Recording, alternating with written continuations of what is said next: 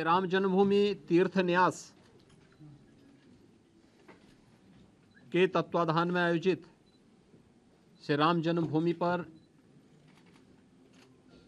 प्रभु श्री राम लला के प्राण प्रतिष्ठा समारोह आदरणीय प्रधानमंत्री जी के कर कमलों से 22 जनवरी को संपन्न होना है। स्वाभाविक रूप से संपूर्ण अयोध्या धाम और पूरे उत्तर प्रदेश और देश में उत्साह का माहौल है। अयोध्या में समारोह की दृष्टि से बाहर क्या व्यवस्थाएं हुई हैं, प्रशासन की इस व्यवस्था की समीक्षा करने के लिए आज पुनः मैं एक बार यहाँ पर आया हूँ। स्थानीय स्तर पर प्रशासन ने और प्रदेश सरकार के मंत्रियों ने पहले से ही यहाँ पर सारी व्यवस्थाओं को, चाहे वह यहाँ के लोकल स्तर पर ट्रस्ट के साथ समन्वय का हो, यहाँ की सुविधाओं का हो, ट्रैफिक का है, सुरक्षा का है और अन्य सभी प्रकार की व्यवस्था को बेहतर तालमेल से आगे बढ़ा करके 22 जनवरी के इस ऐतिहासिक पल के कार्यक्रम को पूरी भव्यता के साथ, पूरी दिव्यता के साथ, सुरक्षित और सुव्यवस्थित तरीके से संपन्न करने के लिए अपनी तैयारियां लगभग पूरी कर ली हैं। अंतिम चरणों में सारी कार्रवाई उनकी चल रही है और युद्ध स्तर पर इसे हम समयबद्ध तरीके से आगे बढ़ा देंगे। 22 के बाद भी श्री राम जन्मभूमि तीर्थ क्षेत्र न्यास के द्वारा प्रभु श्री रामलला के दर्शन करने के लिए जो भी कार्य योजना तैयार होगी, इसके अनुसार यहाँ पर स्थानीय स्तर पर राज्य सरकार पूरा सहयोग करके आने वाले श्रद्धालुओं को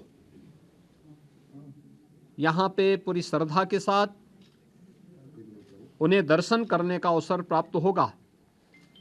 यह व्यवस्था सुनिश्चित करने के लिए अपने स्तर पर पूरा सहयोग दे रही है।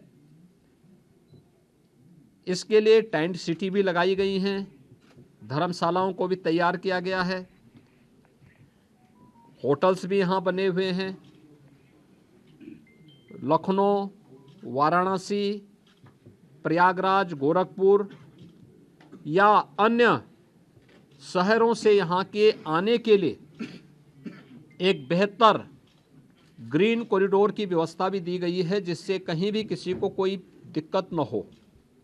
सुरक्षा की पुख्ता व्यवस्था की जा रही है, किसी भी स्तर पर किसी भी श्रद्धालु को दिक्कत न हो, इसके पूरे प्रयास किए जा रहे हैं। अभी से तैयारियां की जा रही हैं क्योंकि हर एक मन में उत्साह है, उमंग है।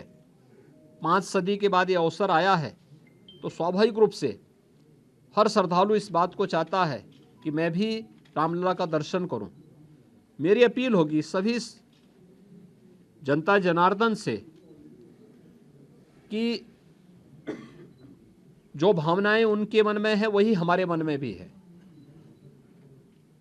और इसलिए हम लोग बेहतर तालमेल और समन्वय से अगर दर्शन करने के लिए आएंगे तो दर्शन भी हो पाएगा और किसी प्रकार का कोई कष्ट किसी भी श्रद्धालु को और किसी भी आने वाले यात्री को अयोध्या धाम में नहीं होगी।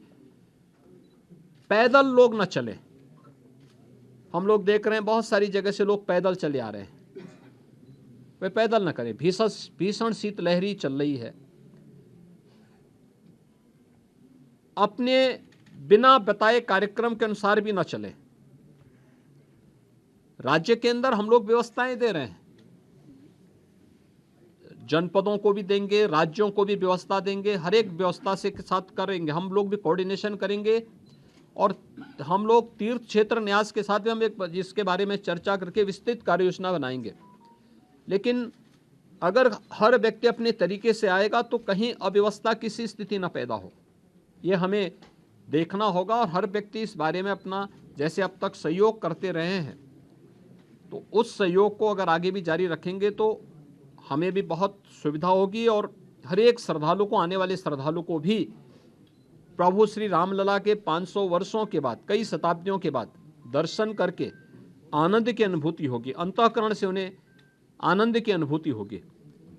इसके लिए भी बेहतर कोऑर्डिनेशन की दिशा में प्रयास प्रारंभ किए गए हैं।